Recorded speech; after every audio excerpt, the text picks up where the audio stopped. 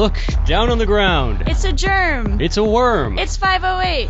Bursting from the subterranean depths of Wormtown like the mighty Shai Hulud, it's 508, a show about Wooster.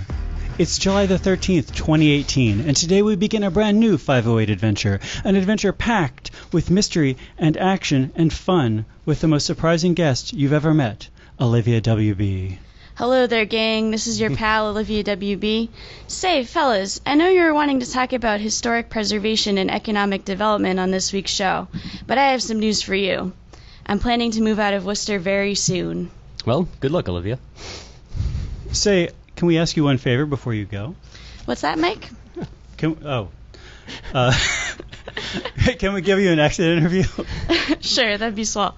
This is Mike Benedetti with Brendan Melican, and today, among other things, we will be giving Olivia an exit interview. Worcester's oldest tradition is getting out when the time is right. And so we totally support people moving on to better things, but we also want to record any Worcester wisdom they have for the ages. How are you, Brendan? Fantastic. Olivia, thanks for being on the show. Yeah, thanks for having me. This is very exciting. This is the second time we've given somebody an exit interview, and it feels right. It feels like a thing we should be doing all the time. Yeah, it's nice closure. It's kind of what the HR department is here for. Olivia, how did you come to work for the company? / move to Worcester? Yeah, so I came to Worcester after living in Boston on and off for around 5 years. I was part of a show scene in Boston, like the DIY basement show scene.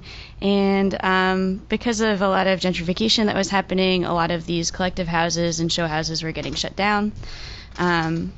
So I kind of randomly met some people from Worcester, and I had heard all of these amazing legends about Worcester. Like a friend of mine who had been hitchhiking and ended up in Worcester told me a story of getting picked up by a random person who had a trunk full of golden coins and then put him up for a couple nights. Of course. I heard about this house that has a tree house with a fireplace in it and where everybody pays the rent by selling used books online.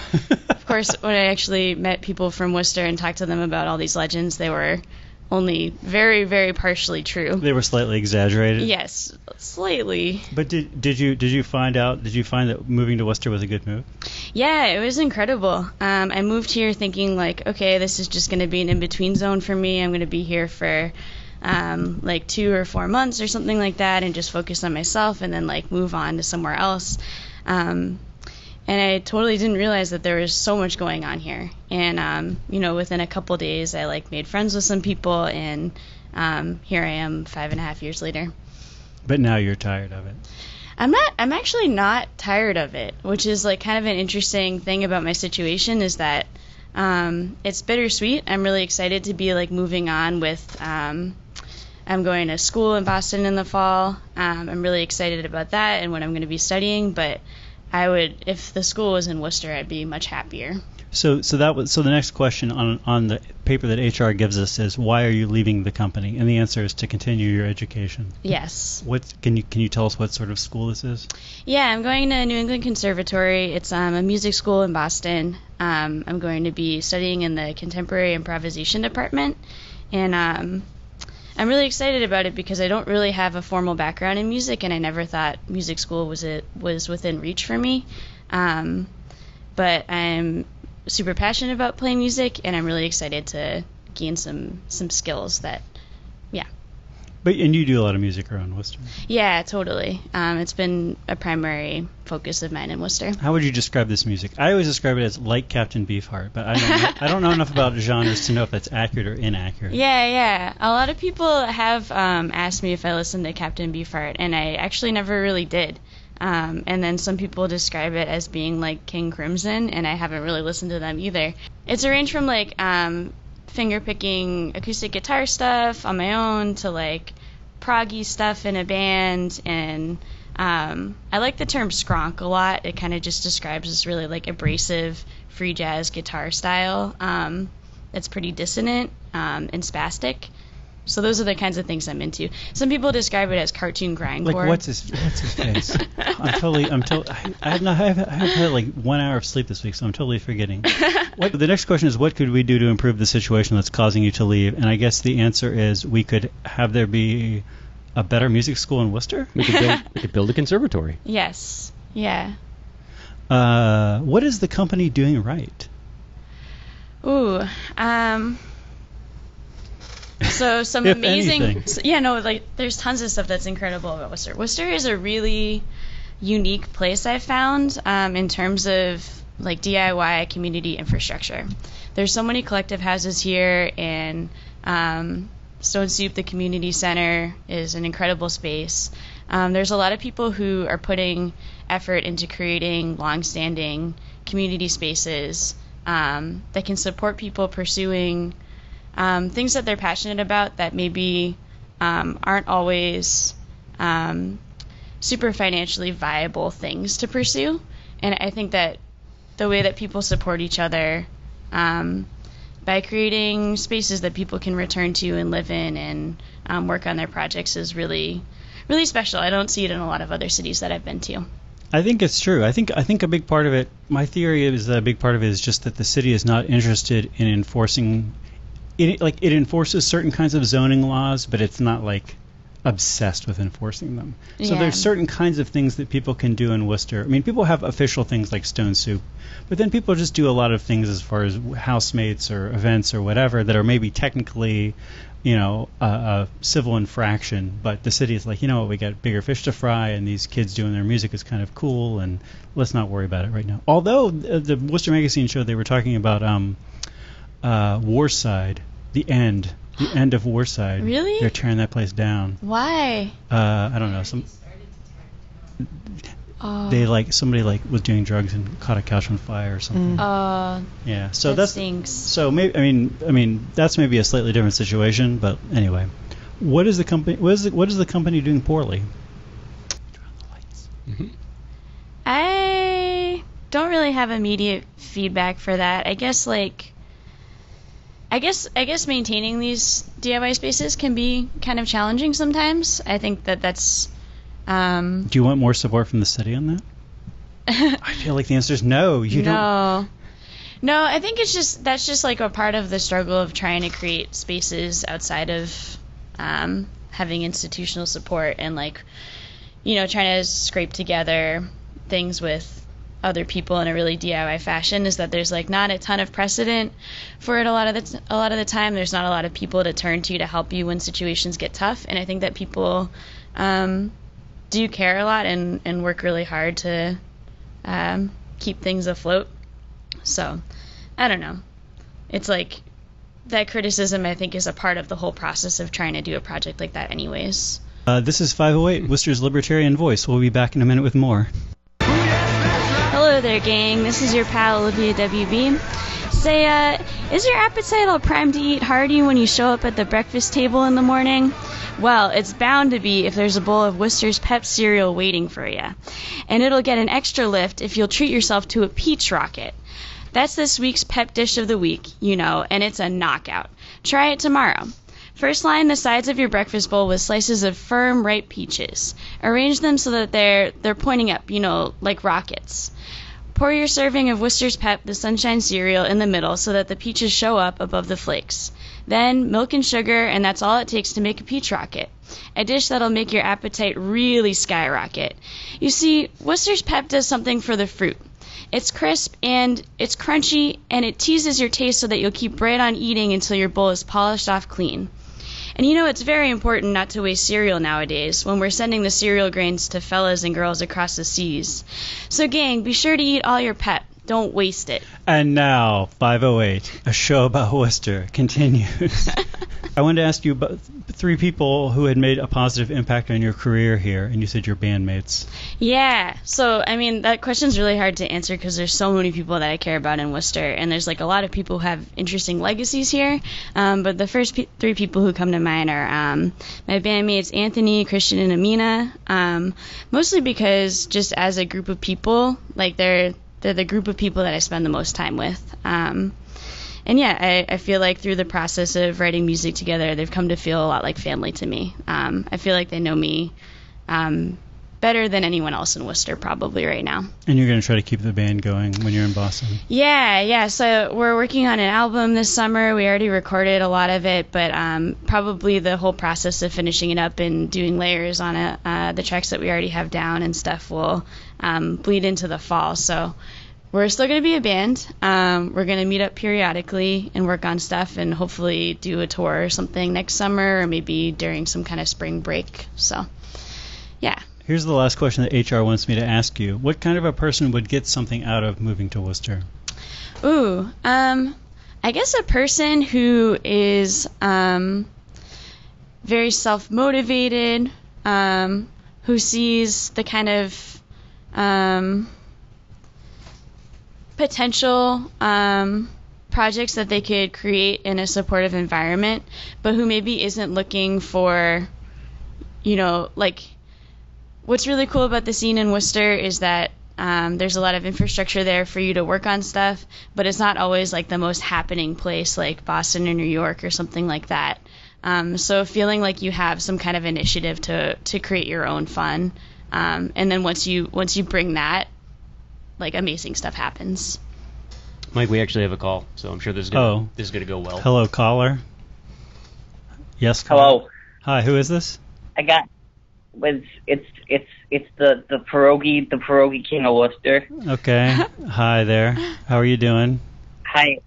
It's good. I got a question for Olivia. I got two questions. Sure, go ahead, caller. Okay, first question, Olivia, what is your favorite pierogi filling? And then second question, what is your favorite ghost in Worcester? My favorite ghost? The snow ghost. Oh. There's only one right. Actually, you don't know the snow ghost that well. I've heard of the snow ghost, so I'm going to go with that because it seems to have some kind of significance here. I'm kind of interested in the pierogi filling, though. The pierogi, probably just a straightforward, like, potato and cheese filling is my favorite. Sauerkraut's always good. The classic? Yeah, I like the classic. Oh, yeah. I'm a savory type, so, yeah. Okay, third question for everybody. You're pushing it, caller, but go ahead. He is The royalty. last one, it's just true.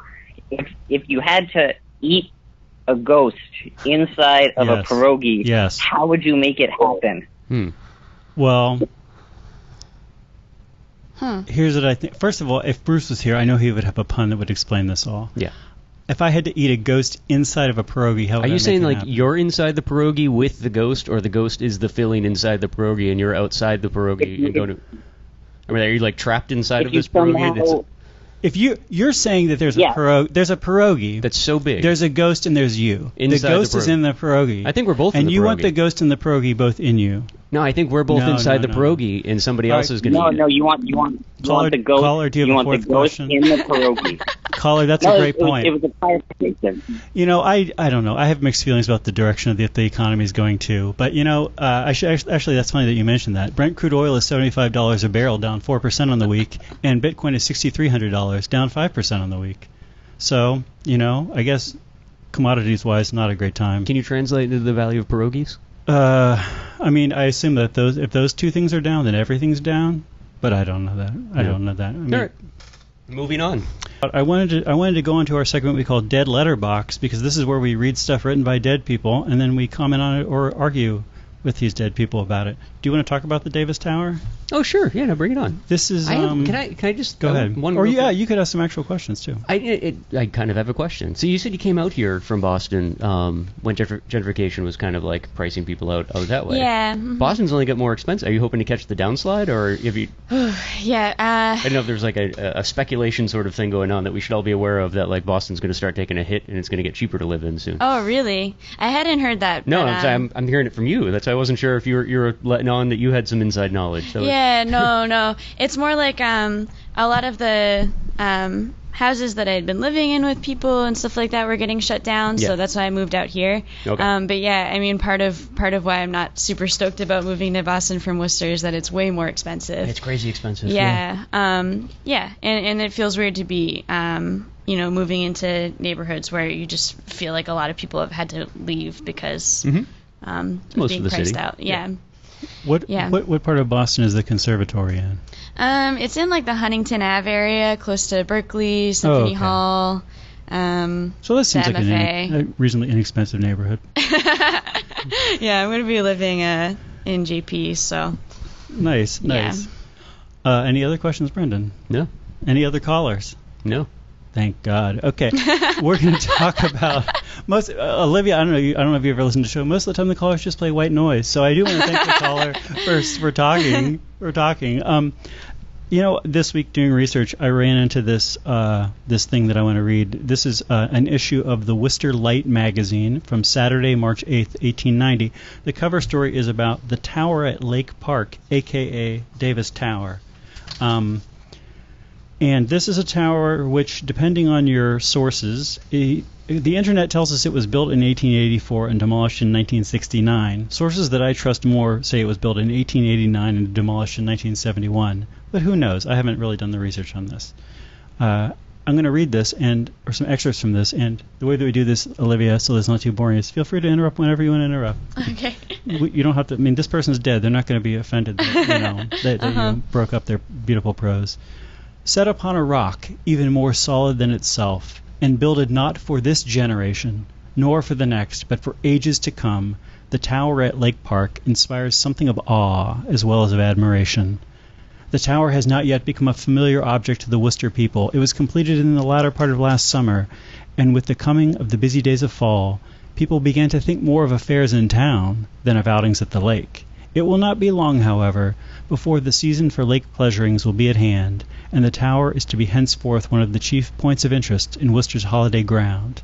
It is easy of access, through charming drives or pathways, and will have daily visitors as the season advances. This really struck me, especially the part where it starts off talking about how it's going to be here for not only generations but ages to come, when it lasted maybe less than 100 years. Also, there's part later on talking about how probably it's really earthquake proof, although apparently not like sledgehammer proof, wind and rain proof. I don't know. This is a beautiful. This is like a beautiful thing. It kind of looks like Bancroft, like half of Bancroft Tower. Yeah. Wait. So where is this tower? So this is demolished. Okay. This is in Lake Park. A guy named Bigelow, who also built White City, donated the land to the city, and this dude Davis, I shouldn't say dude, the Honorable Mr. Davis was the former mayor of Worcester. It's kind of confusing because I think that there were different plans that got adapted as they worked it out. What eventually ended up happening is at the highest point around the park, or at least the highest point in the land that they owned, they built this tower. Later generations decided that they built this tower to memorialize a kidnapping of some kids by Indians. This was not a kidnapping related to the burnings down of the city either. This is like between. This is kind of like a separate kidnapping. Kind of like honestly, a boring kidnapping as these kidnappings go. Nobody burned anything down. But and then Davis spent $8,000 to build this tower. The internet tells me that this is $250,000 in today's money to build this tower. Yeah. That kind of, I don't mean to be judgmental here, but it kind of looks like the sort of tower that an extremely eccentric, maybe crazy person would build out in the desert somewhere, or like, on their property just in the backyard, just because they always wanted a castle. It does look kind of like an outsider art castle. I kind of feel like that we could probably rebuild that if we wanted to. You can't dig more than a foot in the ground without finding that much fieldstone everywhere in Worcester. Yeah. I think that sometimes we think about, I don't know, sometimes we think about decisions that the city makes as far as, like pensions or whatever, that maybe it decides economic growth will continue forever, and then that stops happening, and then suddenly the city's like, oh no. This feels like a similar thing, where in 1890 the city population was booming, but it was like nothing. It was like a third of what it would eventually become. And so I assume that they were just like, yeah, we'll build a $250,000 tower and like give you a bunch of land, and like of course the city's going to maintain this tower. Like, are you nuts? Like, the city will do that. It's peanuts. But then the city was like, nope. Even into the 1930s, reading about it in the 30s, people were pretty much like, oh yeah, this tower's cool. We're going to have this tower for a long time. People really like hanging out at this tower. But it was not to be. Yeah. Like 40 years later, they knocked the sucker down. I think we can rebuild this, Mike. What do we? Okay. We're rebuilding this. This is not a direction I expected this conversation to go, but I'm excited. Yeah. I'm excited that on Narwhal Island. I'm excited that that's I keyed you in on the piece of property I've laid claim to. Narwhal Island. You and I are going to start rebuilding that tower. This is 508, Worcester's week-by-week good faith survey of evidence. We'll be back with more in just a moment. Want to take a nap? Yeah, I am kind of out of it. I'm disappointed that I thought we were going to talk about gypsy moths. I would love to talk about gypsy All I know moths. is if you're watching at home on Facebook, this is the time that you call in to talk to us about gypsy moths. Now the actual moths are out. They're fantastic. I mean, they're awful, but it's fantastic how many there are. I've never seen so many moths. It's horrifying. You must have seen a billion of these moths. Have you been out by the Cascades at all? I assume all the trees are dead. I haven't been out there, no. Yeah, it's probably about 50% stripped of leaves, most of the oak trees. I guess the one upside is there's so many oaks over there, they stuck to the oaks, and like most of the maples and whatnot were kind of left alone. And most of the... But that's what they do. They just kill all the oak trees. But if there aren't oaks, they'll move on to other trees, like maples. Right? So like we had some in our maple trees and whatnot, but like because there are so many oaks nearby, I guess if you're gonna go, it's better to lose one variety of tree than lose all the trees at once. Sure, yeah. Sure. Well, that's great. Good news. But now the moths are just crazy. So you look up at the trees and it looks like the leaves are all starting to fly off the trees and whatnot. It's amazing. I had 2 moths fly into my mouth. Yeah. Like, I've seen thousands of moths. I live downtown. You shouldn't be walking with your mouth open. We don't even have any trees. Out are the lights, out all. And over each quivering form, the curtain, a funeral pall, comes down with the rush of a storm. And the angels, all pallid and wan, uprising, unveiling, affirm that the play is the tragedy, man, and its hero, the conqueror worm. Live from the hidden depths of Wormtown in a basement down an alley, this is 508, a show about Worcester. You know what I decided this week, Brendan Melican? What's that, Mike? And Olivia W-B, our guest. Hi, Olivia. Hello. How's it going? Good. I decided, we just had the anniversary of Wormtown, and we had the usual voices saying the usual things, which it was kind of amazing to me that there were actually still haters of Wormtown, such as Jordan Levy. I want to integrate the idea of Wormtown so much into obviously that's disgusting. It's kind of a derogatory name. All the better, right? But I also just want to pull in the idea of the power of worms. So the shy halud in Dune, the giant sandworms in Dune. Sure. They're sandworms, man. Or the conqueror worm, Death. Death himself is a worm. I do want to talk about the Diocesan Code of Ministerial Conduct. Is this going to freak you out if we talk about this? Gonna freak who up? Is this going to freak anybody out if we talk about this? I don't think so. I don't know yet. So okay, well you can let me know. So this is a document from October 2004. So I am a church-going Catholic, and I've been a lector for a long time. And I recently had to get a Corey check. I don't know what is going on that I had to get a Corey check, but there you go. And I had to sign the Diocesan Code of Ministerial Conduct. And I said, can you give me a copy? And they were like, it hasn't changed. It's the same one as before. And I'm like, I've never seen this.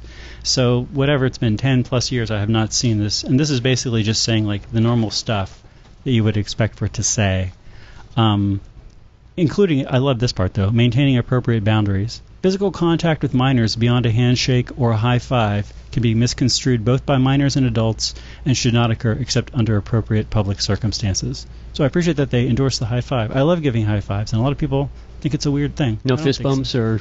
Do they have any? Do they draw lines about what kind of handshake? Is it doesn't get the formal gentleman's handshake? I mean, can you cross-bring in? This is very much like this kind of document you would have in your workplace, like a sexual harassment document, which in part exists because there are people on the margin who are dumb enough to not realize this, but in part it just exists to be now you can't say you didn't know. Well, and to be fair, there was a moment in time where the diocese did need a little bit of reminding about some of these boundaries. That wasn't too long ago. Oh my goodness! Well, this is why it's really reminding me of this, man. I don't know if you've been following the drama down in Washington D.C. Theodore Cardinal McCarrick, the former Archbishop of Washington, D.C., has finally been exposed as a sexual predator years into his retirement. And this story is just nuts. And then also down in Chile, there was I think it was a bishop who was accused of things, and then the Pope was defending him, and then people were no, this guy's a dirtbag. He might have just been a priest. And then the Pope was okay, I'll send a guy. And the guy went to Chile, and the guy was yeah, this is a guy, a dirtbag. And there's a lot of problems here. And then all of the bishops of Chile sent the Pope a resignation letter. He's only accepted the resignation of 2 of them so far, but they were all just literally yes, we are terrible. Yes, we have done a terrible job. And it was making me look at all of these statistics around abuse in the Diocese of Worcester and in the diocese where I have grown up. So, like, on the one hand, this is an organization that should not be doing evil stuff. Mm-hmm. Additionally, this is a lot of evil stuff over a long period of time. But, like, the way that it's been handled continues to amaze me. Like, I don't understand the agenda. Like, it's not the agenda of somebody who was trying to cover it up or minimize the damage. It's not the agenda of someone who's trying to deal with a problem. It's the agenda of someone who is incompetent. That's my sense. Yeah, well, we've also gone through, 3 popes in that time frame, too, so I think that's the that sense is probably you're able to have now, but wasn't probably the way to approach things 3 popes back. Yeah, when we were shifting people around, right? I mean, Cardinal Law was shipped back to the Vatican for a reason. We spent the last 3 months talking about the church that's being demoed. That church is being demoed for a reason, right? I mean, that was one of the buildings the diocese sold. Bernard Law is the reason that church is being torn down. They sold that property specifically to pay for the settlements. I mean, that was It made me go to bishopaccountability.org to look at publicly accused priests in the United States, and I realized that like almost no parish that I have ever gone to has actually been affected by this. Essentially no parish, no priest that I've ever known. I think I may have gone to Mass a handful of times with any priest who was accused of anything. So like, for example, in the Diocese of Worcester, which is Worcester County, we've got 41. This is a nice thick document if you want to read it, Brendan. In the Diocese of all of the state of West Virginia, I think we have 6. And in the Diocese of half of Oklahoma, where I also grew up, there have been 4. So maybe part of it's that there are a lot more Catholics up here, and maybe part of it is just that like people in charge are just really, really bad at being in charge. Well, they're just really bad. They're bad at doing anything, man. Would seem to be the case. It always shocks me. I always felt like I did not really respect the moral authority of the bishops, but that I felt like they were good politicos, they were good admin people, and I feel like this is just every year more of the lesson of this church abuse scandal. They weren't even good at that, man. I got nothing, Mike. I don't know. This is Catholic Corner on the 508 show. Yeah, there's this Gypsy Moth thing, man. We can't really talk about. I feel like we can't talk about it because we don't know anything about it. So here's something I can tell you. We're at the point now where we're not dealing with the caterpillars anymore that make it sound like it's raining 24 hours a day because they're just pooping constantly as they're eating leaves. Now we're into the moth cycle of things. The thing that's kind of neat about the moths is that you see the brown ones, those are the males, right? They fly, they do their thing, trying to like mate. The female gypsy moths, they're white, and they don't fly. So they just stick to a tree and then just kind of wait to be courted, I guess, by the male moths that are fluttering about. But yeah, certain parts of the city are just, it's crazy. You look up at the trees and you think you're looking at leaves, but then like a breeze comes by and all the leaves just fly away. It's like there's not much left but moths. I feel like this is kind of like the conqueror worm, the conqueror moth, tearing us apart. Do we have to rename the city now? No, but still. Like, I remember when I was a kid, my grandmother, there was a big gypsy moth infestation in southwestern Pennsylvania, and my grandmother was just, like, obsessed with this and had the pheromone traps out to kill the males, but she was very into, like, looking for those female moths on a tree, and then she would just, like, get them with a stick. She would just, like, because she was like, I love the trees that I have in my woods here, and, like, I'm just trying to picture Grandma walking around whacking moths with a stick, and it's kind of making me happy. She wasn't. If you think I'm an intense person, Brenda Milliken, get near her trees. My grandparents, man. Yeah. Well, I was always a big fan of Mothra too in the old Godzilla series as well. It was probably my favorite accessory monster because she had like little women that would travel around with her and whatnot. Sure. Yeah. So. Sure, Olivia, your take. My take. I don't know. I don't really know much about the Gypsy Moth thing. I don't know if it's like particular to Worcester, or if it's like a problem regionally, or what's going on with it. But I have seen a lot of them, and I think it's pretty intense how much they poop. Yeah, it was intense. The caterpillars. See, I live like in the more of the urban part of the city, so I see a ton of them flying through, but I don't hear this rain sound. That was about a month ago when the caterpillars were still feeding before the moth cycle started, and it would just like all night long on a quiet night would just sound like it was raining, even though it was perfectly dry. Yeah, it's like a beautiful sound too, and I remember like realizing when I was walking through the woods like a month ago, I was like, oh, that is poop raining down. Yeah. Mike, do you think this is a worthy of a name change for the? Is that derogatory, calling it a gypsy moth? You know, I was looking this up. Did you know that there are 1 million people in the United States, according to Wikipedia, who are of Romani background? Yeah. Olivia, you're shaking your head. Yes. Do you know something about this? No, I was thinking about that actually. The other day when you mentioned that we might talk about gypsy moths on this radio show, I was like, why are they called gypsy moths? There's no other name for them. Yeah. The only other name is the Latin name. Do you know where Yeah. they came from? You know, they're not native to I mean, the gypsies came from northern India. No. The gypsy moths came from Asia someplace. Well, how they were imported here. It actually started in Tell me Massachusetts. this. Yeah, no, a guy brought one collection of them into Massachusetts. I think it was Malden. This is like an 1860 or 1840 Why did he bring or a something. collection in? He was hoping to crossbreed them with traditional. So because they're such prolific breeders and prolific silk makers, he was hoping to use them in conjunction they with make silk? silkworms for the silk industry. That's like, not as much as like the tent caterpillars that you see, but apparently their silk is of high quality. So when they're nesting and they're making their cocoons, he had hoped to try and crossbreed them or work them with like traditional silkworms. They got loose. And he spent a fair amount of time, this guy, trying to convince local authorities at the time that like this was a problem. That like, and he knew he really screwed up. My And it's killer like, moths, my mutant moths. they're going to destroy everything. And like everyone just kind of looked at him like, you're crazy. Like we're not chasing moths around. So he spent some time trying to track the moths down. Never was able to do so. And here we are 100 years later, getting pooped on by caterpillars all summer long. It's never going to end. Chestnut blight. Do Go people ahead. make stuff with the gypsy moth silk or caterpillar silk? I think they tried. It didn't They work so tried. well. I don't think anyone's revisited that. But yeah, they don't have any natural predators over here, Uh-huh. so they just kind of do their thing. Yeah. But this is just like the Asian longhorn beetle, and I'm convinced there's a missed opportunity here to train woodpeckers to go after them. I think this is what we need to do. And you look like you're waiting for me to make a joke. I'm not. I'm being serious here. Like these pests that don't have natural predators, like we got to create It the doesn't predator. scale. That's the problem with all Have you these ever listened to a things. woodpecker? They It doesn't peck all scale. the time. Yeah, you get them to go up in the trees and just peck all the moths. How long does it take to train a woodpecker? I'd How never many trained a gypsy woodpecker. moths are there? Like 1 billion gypsy moths. You get a lot of woodpeckers. It takes you like a week to train a woodpecker. I think it's because I've been so.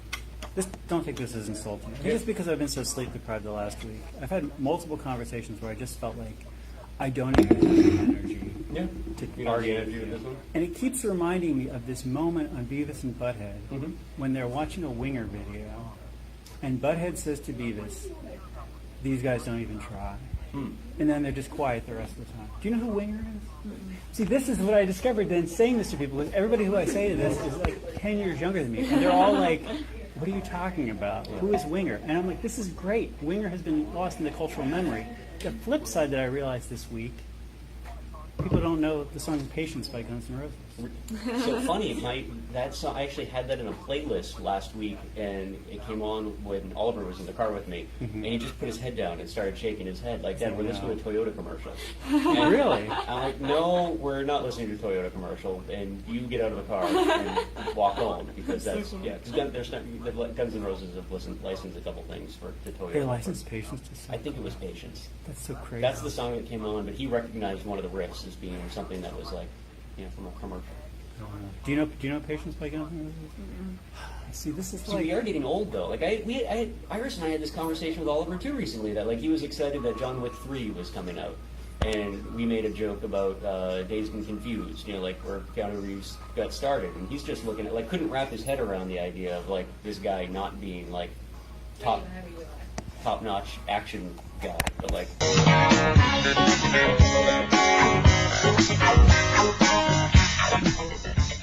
This is the water, and this is the well. Drink full and descend. The horse is the white of the eye and dark within. This is the water, and this is the well. Drink full and descend. The horse is the white of the eye and dark within. This is the water, and this is the well. Drink full and descend. The horse is the white of the eye and dark within. And this is Brendan Milliken. And this is Olivia W-B. And I'm Mike Benedetti, and this is the 508 Show. I finally got around to watching that clip just so I could see what you're getting at, because we've talked about this. I never watched Twin Peaks. Yeah. It's kind of a good scene. Episode 8 of the new Twin Peaks is best hour of television ever. Oh, really? I mean, Really? maybe it's not, but I would put it up there. I would put it up there with, I don't know what else is the best. This is, we can't do this. We're going to get into talking about Star Wars and stuff. This is going to be a disaster. I can skirt around Star Wars. I would put it up there with like your best episode of Breaking Bad, your best episode of Seinfeld. I never watched. Okay, so there's two You more never shows I never watched watched. Breaking Bad? I've never seen Seinfeld. I watch comedians in cars getting coffee religiously, but I've never seen an episode of Seinfeld. You know, the city is doing this thing that they're apparently getting a huge amount of press on, where they're going to try to do like a name and shame thing on people who are littering. Focus more on dumping, though, right? On dumping, yeah, but they have like this whole. I mean, anybody at home who thinks like, you know what, the city is not taking this seriously enough. Like, I've seen, you know, the Bourne Identity or whatever. They're not using that kind of technology. Or Mission Impossible. Oh, they are. They are. It's incredible. Like, they have like these 20 cameras. They put them in these tactical areas. They have people who they've busted for throwing stuff out of the window of their car driving down the street. It's like crazy. What are the fines looking like? I mean, it's like it's like whatever. It's just sort of like just sort of like whatever. It's like a couple $100. But and sometimes, you know, it's hard to get people to pay the fine. But the shaming thing kind of works though too. And we've talked about this in the past. Well, this is the new thing. The new thing is that they're going to be like, Olivia, not only did you throw a Dunkin' Donuts bag out the window of your car, so you owe us a $200 fine, but here it is on YouTube, a video of you throwing a bag out the window. That's so weird. I just meant, They're going to have a YouTube like channel for that? I don't know if it's going to be on. I assume it's going to be on YouTube. It's going to be Instagram. I don't know. I'm gonna Snapchat I don't like that. That Augustus is going to be Snapchatting little clips of... that way it's not long-term. It's just like a temporary shaming. I mean, people hate littering this city. Like, well, but I was getting more at, like, when we were growing up, that, like, the idea of the sad Native American guy, right? I mean, the public shaming that went along with the crying Native American guy who was actually an Italian actor. Do you know who... he wasn't Italian, by the way. What's that? That is a myth. The myth ends here. Okay, I'm going to look this up on my phone. Go ahead and keep talking. But that's how we made most styrofoam, like early styrofoam containers go away at the time. You know, the things like Big Macs and whatnot were just most fast food came in styrofoam containers.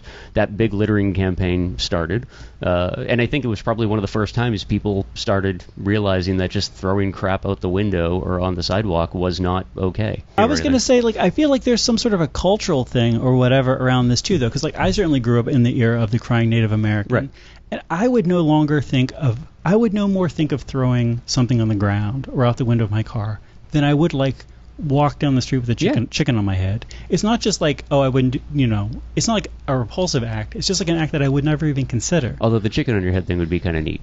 But if you could pull that off. There's people throwing stuff out their car window all the time. Long. I guess I just feel like, though, like, why like focus on like shaming the individuals doing it when really like so much of what I think creates like a culture in which stuff is viewed as disposable and you can just throw it anywhere is like the reality that so many companies are just trying to go for the cheapest thing possible so that they can make the most profit possible. And then you've got a lot of planned obsolescence going on, so there's just kind of this like the general context right now is that stuff that you buy you're going to throw away.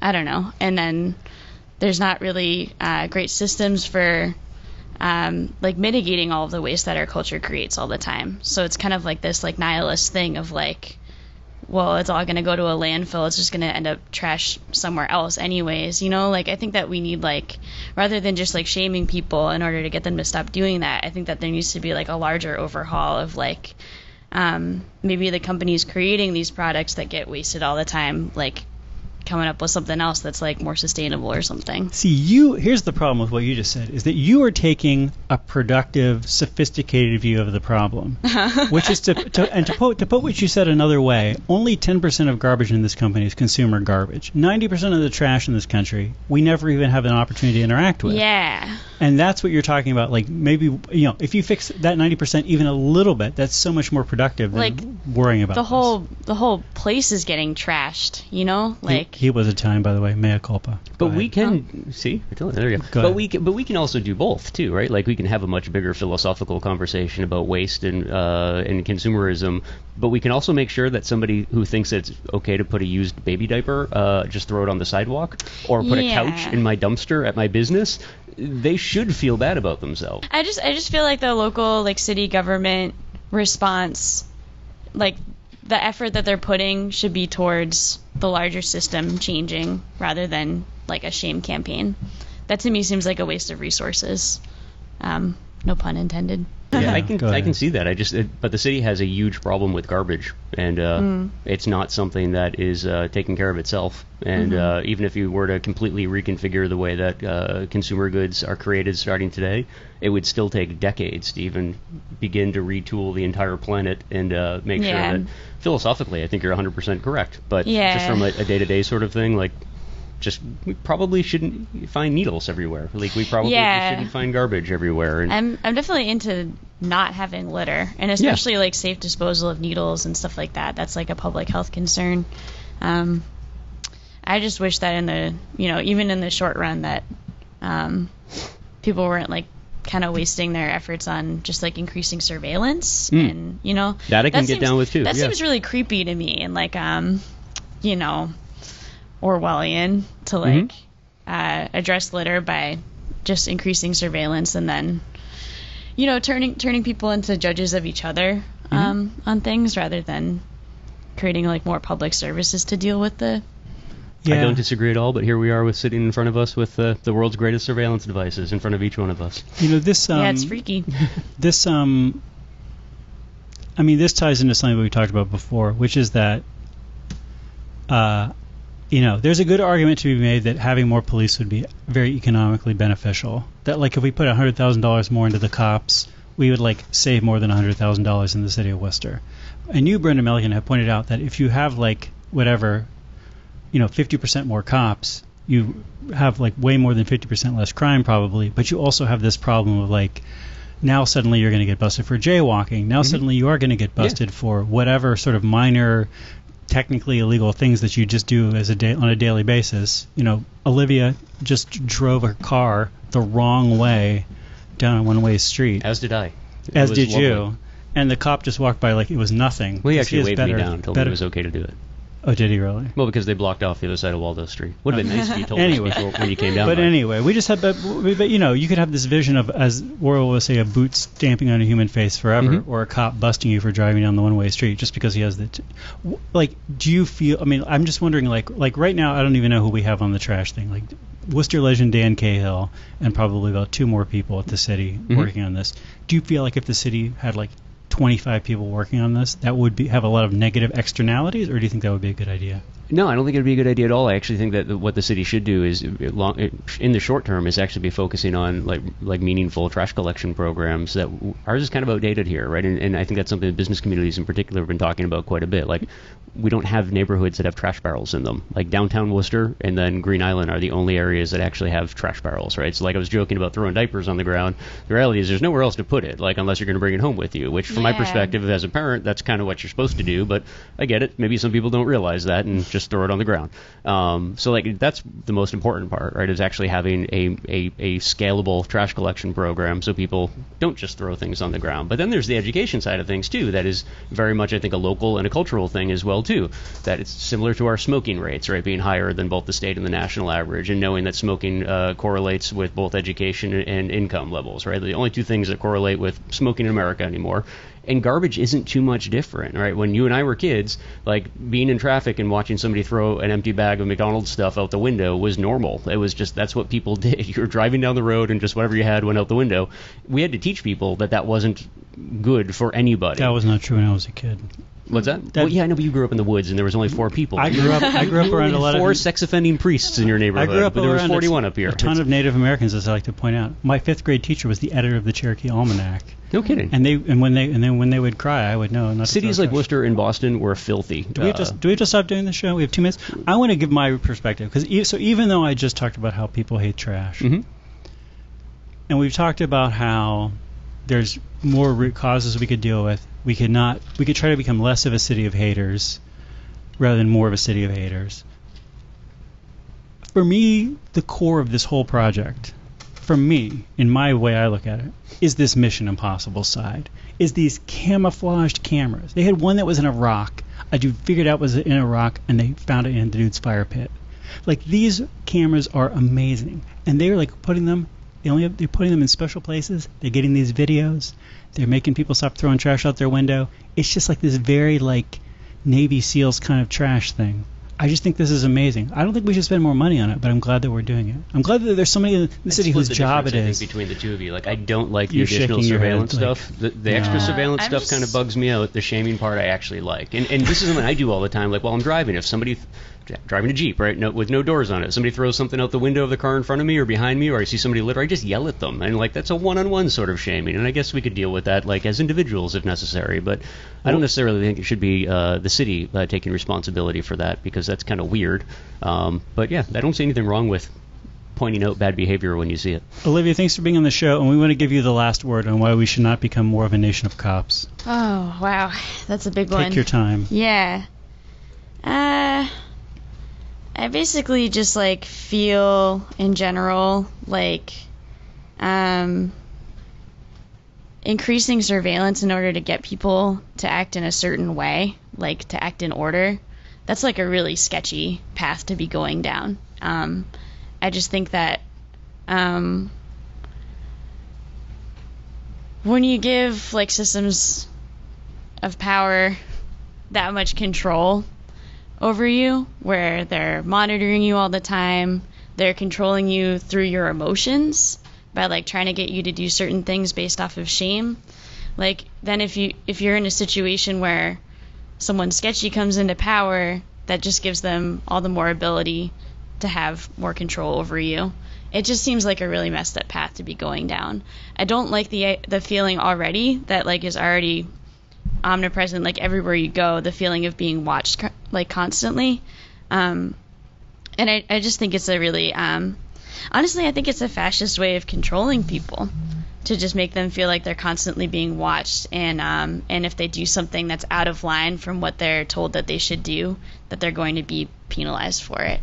I understand that we're just talking about littering, and like I'm not into littering. I don't like it. I'm not into how waste in general works in our society. I think it's super messed up. But I think that is a really dangerous path to be going down, a really dangerous precedent to set in terms of enforcing stuff. We'll leave it there. Thanks to Gabrielle Powers for engineering the show. We'll see you next week, Wooster. Bye-bye. I was surprised at your actually doing the camera thing. That part of it